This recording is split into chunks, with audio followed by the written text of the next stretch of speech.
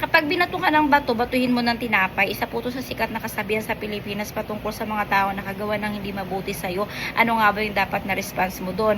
Sabi ka sa kasabihang ito, yung mga tao na kagawa ng hindi mabuti sa'yo, kaawaan mo sila at patawarin mo. Ano naman ang tinuturo ng ating Panginoong Diyos patungkol sa ating mga kaaway? Ang sabi po ng ating Panginoong Yesus sa aklat ng Lucas Kabanata 6, versikulo 27 to 28, sabi po niya dito, mahalin mo ang iyong kaaway at gawan mo ng mabuti ang napupuot sa'yo.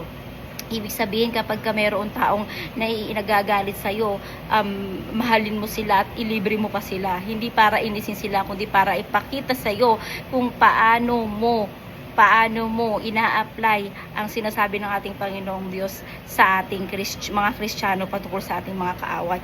At hindi lang yun, sabi pa ng ating Panginoong Diyos, ipanalangin mo sila at pagpalain mo. Ganun po.